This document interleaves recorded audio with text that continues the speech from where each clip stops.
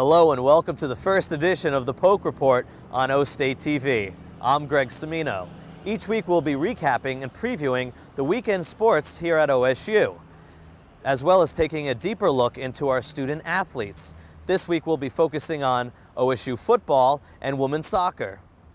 Last week, the OSU Cowboys took on the Missouri State Bears for their home opener. We had our very own Austin Knox at the game. The early rain couldn't turn away loyal Oklahoma State fans from the home opener of Cowboy football. As the game began and the rain stopped, OSU took the lead on its first drive with a 37-yard field goal by Ben Grogan. Later in the first quarter, OSU running back Rennie Childs extended the lead to 10-3 with a running touchdown from 2 yards out.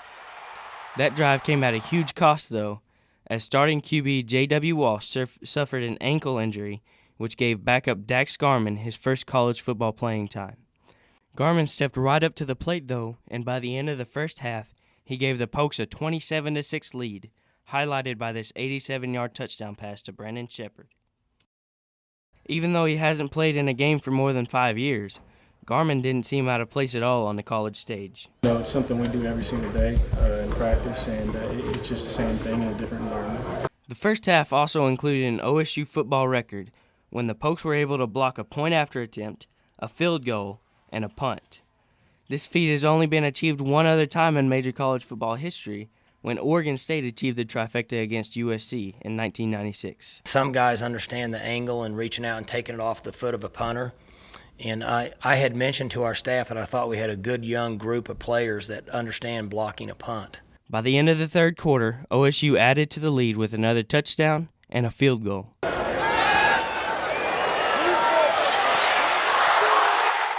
The Cowboys' big lead gave some younger players an opportunity for some experience. They've got to get work because we're eventually going to have to use them some, hopefully sparingly, throughout the conference. When all was said and done, the Cowboys had rolled on to a 40-23 victory and are now looking to their next opponent, UTSA. For the Polk Report, this is Austin Knox. Thank you, Austin. And later today, the Cowboys will be taking on UTSA in what will be the last non-conference game for the Cowboys. Here joining us to talk about it, Lauren Blackwell. Thanks, Greg. Thanks for being here with us. Lauren, so last week JW goes down, he doesn't come back in the game, and that leaves Dax Garman to finish out for the Pokes. What do you think, if he's got to start today, how does that change the offense? You know, I don't think, Greg, it's going to change the offense too much. I think we lost JW very, very early against Missouri State, and everyone was kind of shaken up, oh no, what's going to happen when Dax comes in? And it didn't change much. He played very well. He completed 16 for 26 passes. You know, Dax proved a lot to everybody last week. He hadn't taken a snap since 2009, his junior year of high school. This is 5 years later. And he came out, you know, in the home opener and played awesome, and he impressed Coach Gundy. So I don't think the offense is going to change too much. Okay, so you think the offense will be okay. What about the defense? What is the strength of this defense, and what do you look for on the defensive side of the ball today in today's game? You know, the defense accounted for 8 of the 12 tackles last game. Defensive end Jimmy Bean, 1.5 sacks. James Castleman, 1.5 tackles. On defense, I think we're very strong. We played very well against Florida State, and we came out and dominated Missouri State. So I think if we just keep that ball rolling, I know they work really hard at practice on defense, and I think they'll come out, and if those guys stay tough and stay strong defensively, I think we're going to dominate UTSA. Okay. And being at home obviously plays a big part of this. What do you think as far as the home field advantage? There's no place on earth like Boone Pickens Stadium. I mean, the way we even show up when we play at AT&T Stadium, there's nothing like having that home field advantage, especially here in Stillwater. So last time we played UTSA was at the Alamo Dome. I don't really think they know what they're getting themselves into coming to Stillwater. I think you're right. Coming up next, we got more for you here on the Polk Report on O State TV. Thank you. Welcome back to the Polk Report on O State TV. I'm Greg Cimino. Through the first 2 weeks of the regular season, OSU has played 19 freshmen, giving plenty of young players opportunity to play, which will hopefully play off come mid-season. Last week, Dax Garman took the field for the Cowboys for the first time. Elizabeth Bauer got a deeper look at today's starter. Experience is key in the game of football. This year, head coach Mike Gundy has his hands full with the nation's youngest and most inexperienced team and is displeased by Saturday's efforts. I wasn't real fired up about our team and how they played. It was kind of the first sign of an immature team and not preparing well. And we had warned them throughout the week, and sometimes you have to learn on the run. Gundy believes that the lack of experience played a part in the outcome of Saturday's game. I know that the youth affected the way we prepared for the game, and we weren't very good and we were flat coming out. Whether our team's any good or not, that's yet to be seen. With these guys, we must get better to be successful next week. But quarterback Dax Garman checked his immaturity at the door and stepped into play for the first time in 5 years. It's great. That's the most fun I've had in a long time, to get to play in a game. Yeah, it's a great feeling to get back out there. It's been a while, but I still practice that whole time, and it's really good to be able to enjoy that. It's something we do every single day in practice, and it's just the same thing in a different environment. He handled himself well. It's good. It's important that his approach and his attitude was a positive manner, and I think the team related and felt comfortable with him in the game. Dax can put the ball on a dime. I mean, he put it on the money, and we talk about all the time in practice how he has an arm, how he can do this and how he can do that. And I'm proud of him. I'm happy for him. I mean, Dax as well is one of my best friends too, so I'm happy for him. He is a different style quarterback than JW, and I think the future is kind of yet to be seen. We'll find out how he plays in crucial situations, and whether he's in there full-time, part-time, or depending on the health of JW, the more reps he gets over a period throughout the season, he should improve. For the Polk Report, I'm Elizabeth Bauer. Thank you, Elizabeth. And Gorman will continue to see more snaps throughout the season as J.W. Walsh's return is up in the air. We will shift gears now to women's soccer. The OSU women's soccer team is still winless on the season after losing their first 2 home games. The Cowgirls travel west looking for better results. The OSU women's soccer team is practicing hard this week after 2 losses in Arizona. The Cowgirls traveled to Tempe, Arizona this past weekend to play in the Sun Devil Classic. And that made it very difficult. So we had a lot of younger kids getting minutes, but we competed well. It was 0-0 at half. I felt that the first half we really came out and played it pretty even, and then we faded a little bit. OSU was forced to start the game without 5 starters due to injuries. A 6th player was taken out of the game following another injury in the first half.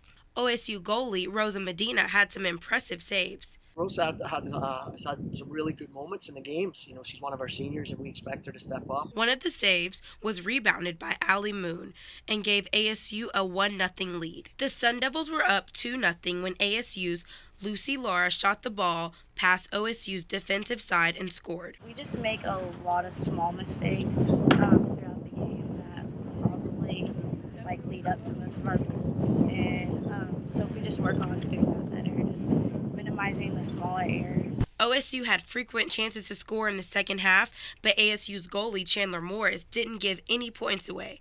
Morris had 5 saves against OSU. The Cowgirls closed the tournament against the University of Arizona. OSU came close to its first win of the season, but lost 3-1 in the last few minutes. OSU took the lead 1-0 for most of the second half when Allie Stevenson scored off of a penalty kick. It's really important to us lately to get the first goal. Yes, because it changes the mode of the game. OSU was leading until AU's Lexi Selman made a 25-yard shot to tie the game. In just 2 minutes, Arizona took the lead when AU's Gabby Stowen made a left-foot shot into the back of the net. We need to work on finishing games. For the Polk Report, I'm Sydney Gray. Thank you, Sydney. And here joining me now to talk about how the Cowgirls can get their season back on track is Polk reporter Jose Polanco. Thank you for having me, Greg. Thanks for being with us, Jose. So what does this winless Cowgirl team have to do to get a win? Well, they have to regroup and get healthier and stop letting late goals in.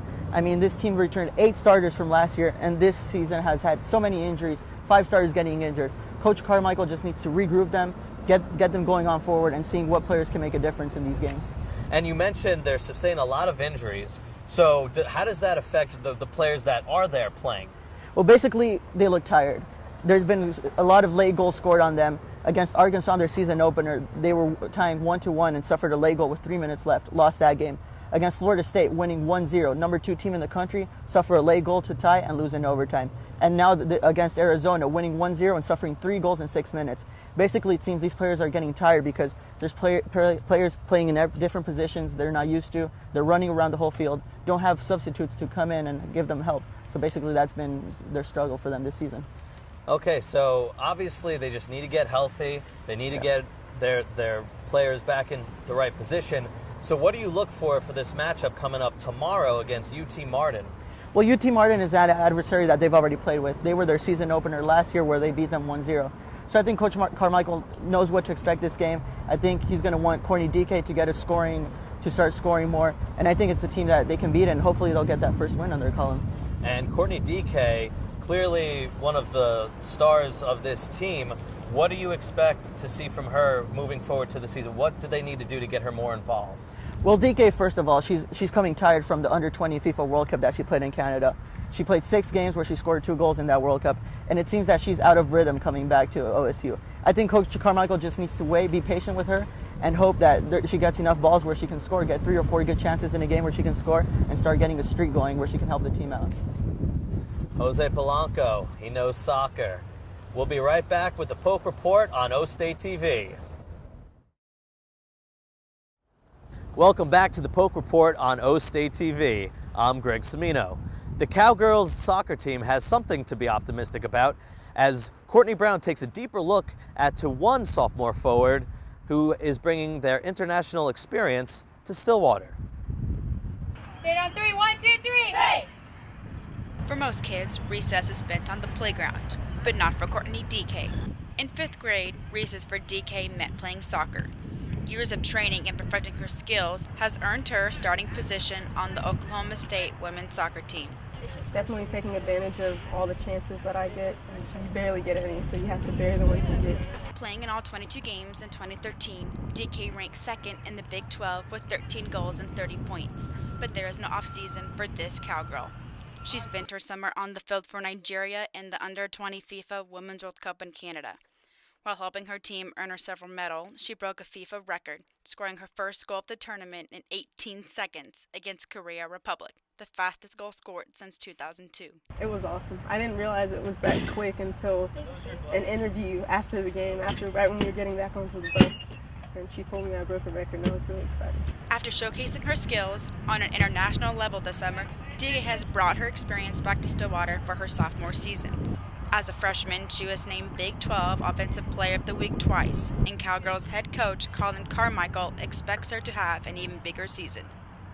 There's no doubt. I mean, we lean on her a lot for her goal-scoring ability and just her overall play. She's definitely emerging into one of our leaders.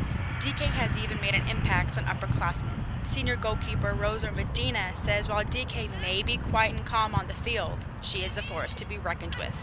She's really strong and can hold the ball up for us up top, and now that everyone knows she's so good, it's hard because she's getting almost like triple teamed some games, but like I said, she scored some big time goals for us, and she's just a leader on the field with her skill, and it's awesome to have to play with her. The Cowgirls are ready to work hard and prepare for their next game with DK's leadership and skills. For the Polk Report, I'm Courtney Brown. And you can check out Courtney DK and the rest of the Cowgirls as they take on UT Martin tomorrow here in Stillwater. And that's going to be all today. Thank you for tuning in to the Polk Report here on O State TV. I'm Greg Cimino. Make sure to stay tuned for Countdown to Kickoff on O State TV.